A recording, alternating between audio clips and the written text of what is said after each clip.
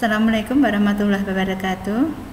Anak-anakku sekalian, kelas 12 AKL, baik AKL 1, AKL 2 maupun AKL 3. Sudah cukup lama kita tidak bertemu untuk tatap muka di kelas, dikarenakan kondisi yang mungkin kita sudah paham semuanya. Nah, untuk kesempatan kali ini dalam pembelajaran daring, untuk awal pertemuan materi kelas 12 AKL, saya akan menyampaikan mengenai akuntansi keuangan, yaitu tentang aktiva tetap atau aset tetap. Dalam penyampaian aset tetap nanti yang kita harapkan, yang pertama anak-anak tahu atau paham tentang pengertian aset tetap. Apa itu aset tetap? Aset tetap adalah seperti kita tahu bahwa nanti untuk aktiva tetap adalah aktiva yang dipakai untuk jangka waktu lebih dari 1 tahun. Karena apa? Tetap itu nanti cukup lama, bisa 2 tahun, 3 tahun, 4 tahun, 5 tahun, dan seterusnya.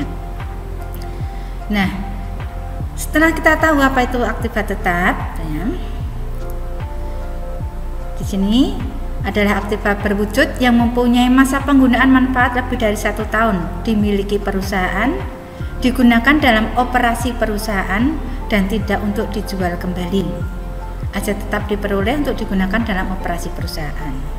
Sudah jelas ya bahwa kita punya kekayaan dalam perusahaan, digunakan untuk operasional, bukan untuk kegiatan rutin, tapi untuk operasional, itu pasti untuk jangka panjang dan tidak untuk dijual kembali, kecuali kalau masa ekonomisnya itu sudah tidak memungkinkan. Misalkan dipakai untuk masa ekonomis 5 tahun, ya setelah 5 tahun kita jual atau kita lelang.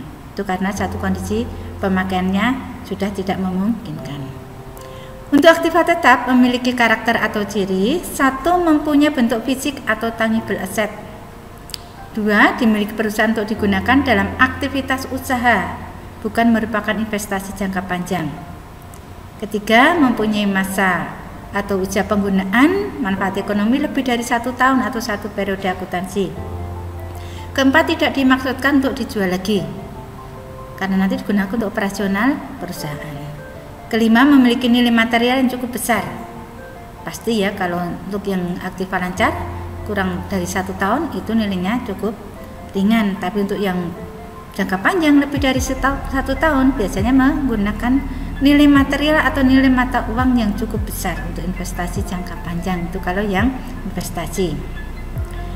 Nah, di sini untuk aktiva tetap itu ada juga yang mungkin kalian dengar aktiva tidak lancar. Namun di sini ada pembedaannya. Untuk aktiva tidak lancar itu pengeluaran ada 2 macam. 1 untuk pengeluaran pada waktu perolehan atau harga beli, ditambah dengan biaya sampai aktiva tersebut siap dioperasionalkan. Misalkan kita waktu membeli, kita mesti mengeluarkan biaya pengangkutan, kita mesti mengeluarkan biaya untuk pelatihan, kita mesti mengeluarkan biaya untuk pemasangan. Itu adalah merupakan satu harga perolehan. Yang kedua, pengeluaran setelah harga aktiva tersebut diperoleh atau setelah harga beli sampai beberapa waktu atau sampai beberapa periode, itu nanti dirinci menjadi 2 macam. 1. Pengeluaran pendapatan yang biasa disebut revenue expenditure. Yang kedua, pengeluaran modal yang biasa disebut capital expenditure. Nah, untuk aktiva tetap nanti kita kelompokkan menjadi 2 kelompok. 1. Aktiva tetap berwujud atau tangible asset. Yang kedua, aktiva tetap tidak berwujud atau intangible asset. Aktiva berwujud yang memiliki sifat relatif permanen dan digunakan dalam satu kegiatan perusahaan yang normal, itu disebut tangible asset atau aktiva tetap berwujud. Aktiva tetap di sini merupakan subjek penyusutan atau depresiasi, kemudian merupakan subjek depresi. Yang tidak mengalami penyusutan ataupun depresi adalah berupa tanah. Kemudian aktiva tetap tidak berwujud atau intangible asset adalah aktiva yang memiliki umur lebih dari 1 tahun dan tidak memiliki bentuk fisik. Contohnya hak paten, hak kopi atau hak cipta, hak merek dagang, kemudian goodwill. Di situ barang tidak dapat kita lihat, tidak dapat kita raba, namun punya nilai. Contohnya kamu punya satu toko yang tempatnya cukup strategis, misalkan di sini Matahari. tempatnya strategis, itu punya nilai tersendiri, punya nilai goodwill. Kalau di desa ya nggak ada goodwillnya, karena apa? Karena tidak punya satu nilai tersendiri. Yang tadi untuk yang aktiva tetap berwujud, untuk yang depresiasi ini biasanya untuk yang aktiva dapat kita lihat ada gedung, ada mesin, ada kendaraan. Untuk yang depresi adalah ini nanti kaitannya dengan barang tambang. Kita lanjutkan untuk berikutnya tentang penilaian aktiva tetap atau harga perolehan. Tadi di depan sudah saya singgung sedikit bahwa untuk harga perolehan saat kita membeli tidak hanya harga dalam nota atau harga beli tok, namun ada biaya yang lainnya yang perlu dipertimbangkan. Contohnya biaya angkut, biaya pemasangan, biaya untuk pelatihan atau training sampai aktiva tersebut siap digunakan. Di sini untuk penilaiannya harus kita perhatikan satu pada tanggal akuisisi biaya mencerminkan nilai pasar yang wajar. Jadi kita mesti tahu nilai pasar saat itu untuk satu aktiva tetap, jangan sampai berlebih atau jangan sampai kita rugi. Yang kedua, biaya histori melibatkan transaksi yang sebenarnya. Yang ketiga, keuntungan atau kerugian tidak boleh diantisipasi tetapi harus diakui ketika harta itu dijual.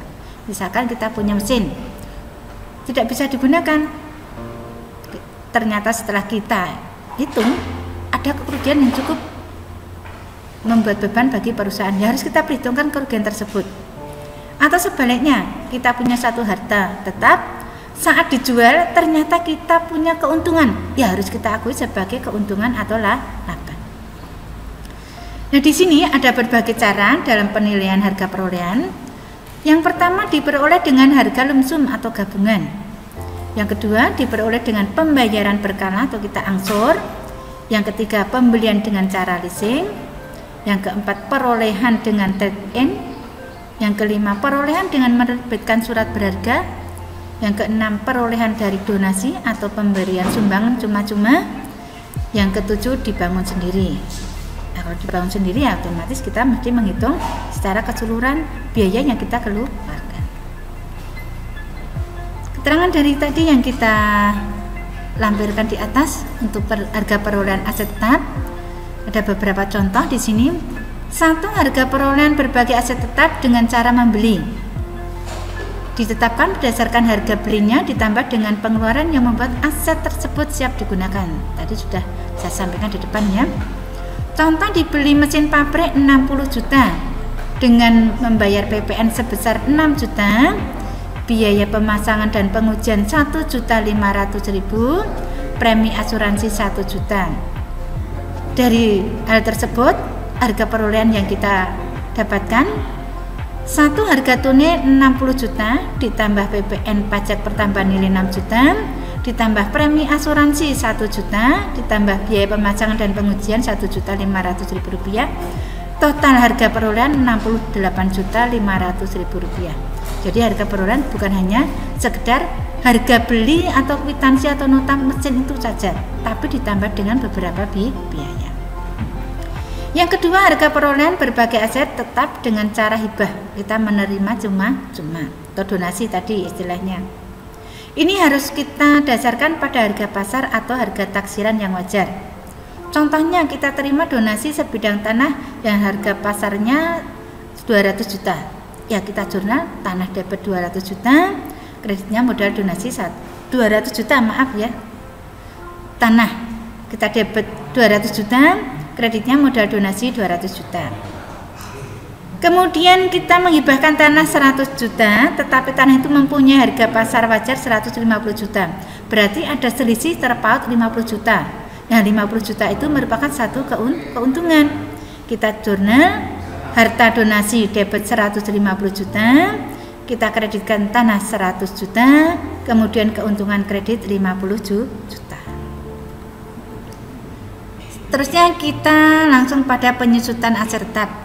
Bahwa aset tetap atau harta tetap kita pakai dari waktu ke waktu atau dari tahun ke tahun atau satu periode ke periode berikutnya pasti mengalami penyusutan atau penurunan nilai. Nah, nanti dalam penghitungan penyusutan aset tetap ada beberapa faktor yang dipertimbangkan. Satu, nilai sisa atau nilai residu.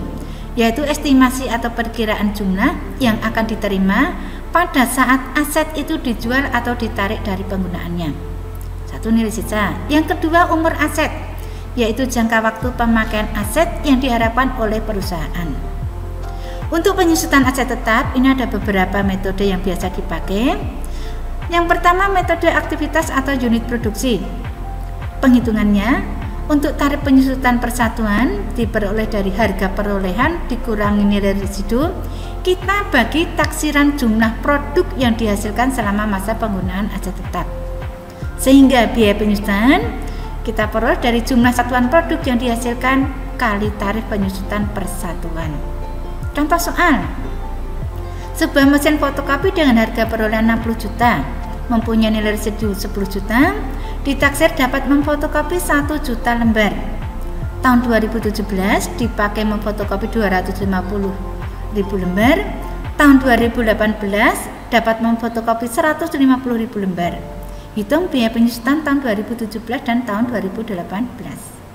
Jawab, harga perolehan kurang nilai residu dibagi taksiran jumlah produksi. Itu untuk memperoleh penyusutannya. Sehingga tahun 2017 dan 2018 kita peroleh tarifnya per unit produksi atau per lembar.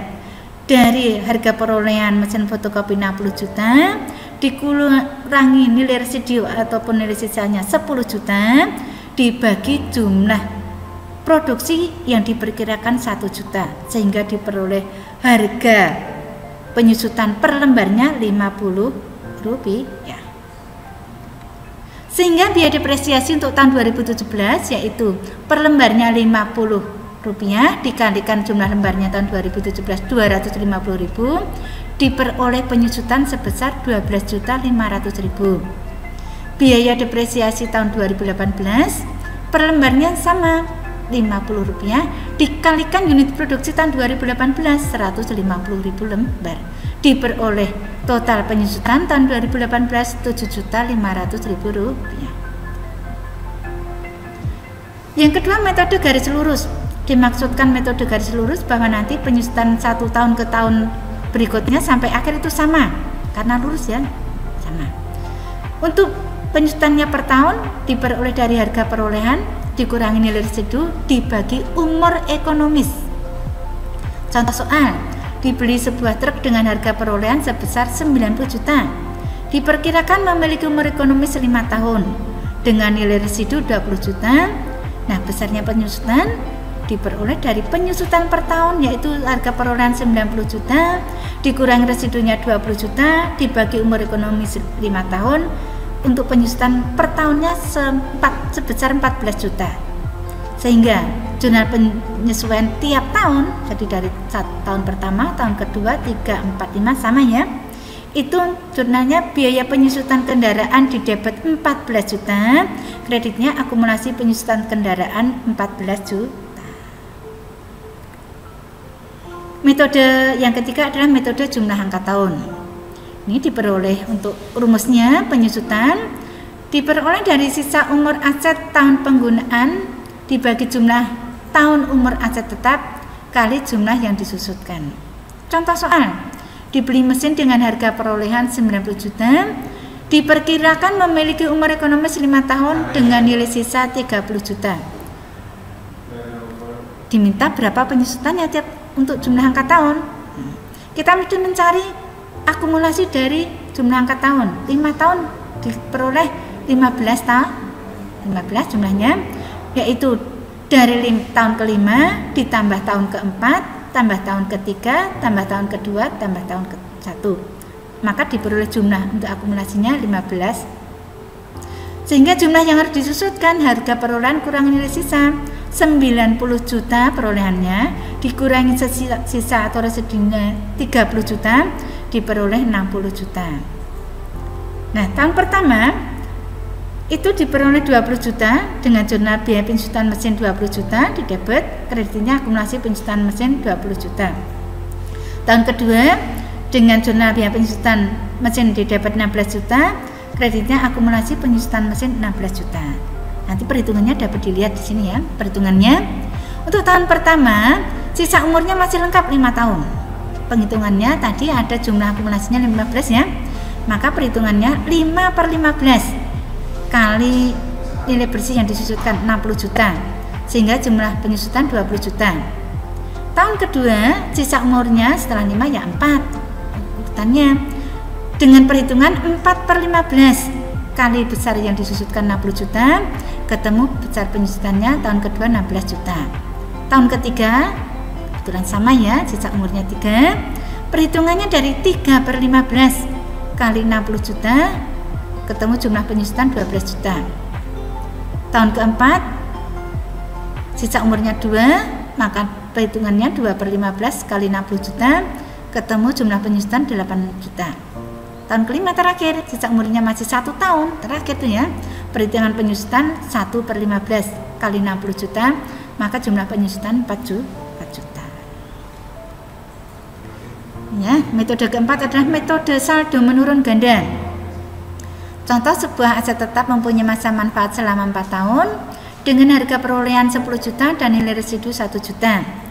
Maka di situ tingkat penyusutannya yaitu diperoleh dari tingkat penyusutan metode garis lurus. Tadi garis lurus dari harga perolehan dikurangi nilai residu dibagi umur, dikalikan 2 karena ganda berarti berlipat, berarti double itu ya. Jadi tingkat penyusutannya 1/4 karena 4 tahun yang pertama, dikalikan 2, 1/4 kan 25%, dikalikan 2 menjadi 50%. Maka penyusutan tahun pertama, biaya penyusutan aset adalah 5 juta di debit, kreditnya akumulasi penyusutan aset 5 juta. Biaya penyusutan yang kedua di debit 2.500.000, kreditnya akumulasi penyusutan aset 2.500.000, dan seterusnya. Ada tabelnya ya, ini untuk penghitungannya. Diperhatikan, tahun pertama biaya perolehan 10 juta, tadi masih utuh, belum ada penyusutan, berarti 0. Nilai buku awal tahun masih sama 10 juta. Tingkat saldo menurun tadi 50%-nya, maka penyusutannya 5 juta. Sehingga dari perolehannya 10 juta kurangi penyusutan 5 juta, ketemu nilai bukunya 5 juta. Tahun kedua biaya perolehan sama terus, masih 10 juta. Kemudian tadi disusutkan sudah 5 juta, maka nilai awal tahun buku 5 juta, disusutkan lagi 50% dari 5 juta, ketemu 2.500.000. Nilai buku awal tahun 5 juta, disusutkan 2.500.000, maka nilai buku akhirnya 2.500.000. Biaya perolehan ketiga masih 10 juta, sama karena tidak ada pengeluaran biaya. Akumulasi penyusutan awal tahun tadi itu ya dari 7.500.000, kemudian ada nilai awalnya tadi 7.500.000 dikurang nilai buku akhirnya penyusutannya 2.500.000, maka ketemu 2.500.000 ya. Itu kali 50%-nya, maka ada penyusutan 1.250.000.